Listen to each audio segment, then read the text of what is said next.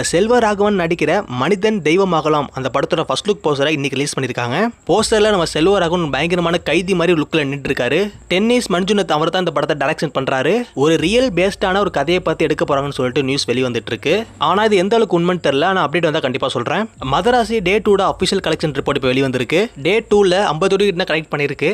நான் இந்த படத்தை பத்தி ஒரு ரிவ்யூ பண்ணிருப்பேன். அந்த ரிவ்யூல நிறைய பேர் கேட்ட கேள்வி என்னன்னா ஏன் இந்த படத்தை பத்தி ஓவர் பில்டப் கொடுக்குறீங்க அப்படின்னு சொல்லியிருந்தாங்க. பட் உண்மையை தான் சொல்றேன், படம் பார்க்க நல்லா டீசென்டான லெவலில் சூப்பராகவே இருந்துச்சு. ஆனால் இப்போ ஒரு கொரியன் படத்தை காப்பி அடிச்சு இந்த படத்தை எடுத்துக்கான்னு சொல்லிட்டு ரூமர்னா போயிட்டு இருக்கு. பட் இது எந்த அளவுக்கு உண்மைன்னு தெரியல. ஆனால் கதைகள் நல்லாவே இருந்துச்சு. அதனால தான் இந்த படத்தை பற்றி கொஞ்சம் நல்லதாகவே சொல்லியிருப்பேன். இந்த படத்துக்கான ப்ரொமோஷனுக்காக எந்த காசும் வாங்கலை. அந்த விஷயத்தை இந்த இடத்துல நான் தெளிவாக பதிவு பண்ணிக்கிறேன்.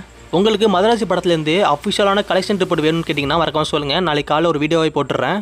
தனுஷோட இட்லி கடை படத்துல இருந்து சத்யராஜுக்கு ஒரு போஸ்டர் வெளியிட்டு இருக்காங்க.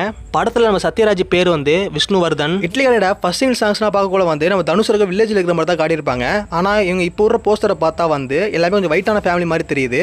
ஒரு பணக்கார ஃபேமிலிக்கும் நம்ம தனுஷோட மிடில் கிளாஸ் ஃபேமிலிக்கும் ஒரு பிரச்சனை வரும்னு நினைக்கிறேன். ஏன்னா நீங்கள் கொடுக்குற போஸ்டர் பார்த்தா அந்த மாதிரி லுக்கில் தான் இருக்கு. நீங்கள் செக் பண்ணி பாருங்க, உங்களுக்கு அது புரியும். ஆனால் இந்த படத்தில் நம்ம பெரிய எக்ஸ்பெக்டேஷனோட இருக்குமோ இல்லையோ, ஆனால் தனுஷர்கள் மிகப்பெரிய எக்ஸ்பெக்டேஷனோட இந்த படத்து மேலே இருக்காருன்னு சொல்லிட்டு நான் நினைக்கிறேன். ஏன்னா அந்த ஒரு போஸ்டரையும் பார்த்து சூப்பராக விட்டுட்டு இருக்காரு. அது மட்டும் இல்லாமல் இந்த படத்துக்கான ப்ரொமோஷனோட பிளானையும் சூப்பராக பண்ணி வச்சிருக்கான்னு சொல்லிட்டு நியூஸ் வெளியே வந்திருக்கு. நீங்கள் யாராச்சும் தனுஷ் ஃபேனாக இருந்தீங்கன்னா உங்களுக்கு ஒரு தரமான ட்ரீட் கண்டிப்பாக காத்துட்டு இருக்கு. இன்னையோட கூலி படம் ரிலீஸ் ஆகி 25 நாள் ஆயிடுச்சு. அதுக்கு சன் பிக்சர்ஸ் சைடில் ஒரு போஸ்டர் ரிலீஸ் பண்ணியிருக்காங்க. ஆனால் ரியாலிட்டி எடுத்துக்கிட்டிங்கன்னா இப்போ கரண்டாக நீங்கள் செக் பண்ணி பார்த்தா கூட திருவாரூர் டிஸ்ட்ரிக்ட்டில் கூலி படம் பயங்கரமாக காத்து வாங்கிட்டு இருக்குன்னு தான் சொல்லி ஆகணும். ஏன்னா அந்த அளவுக்கு யாருமே டிக்கெட் புக் பண்ணாத அளவுக்கு எம்டியாக இருக்குது. கூலி படம் வெளியாகிறதுக்கு முன்னாடி இருந்த எக்ஸ்பெக்டேஷன் இப்போ கூலி படம் ரிலீஸ் ஆகி சுத்தமாக இல்லைன்னு தான் நான் சொல்லி ஆகணும். என்னோட ஒப்பீனியன் கூட அதான்.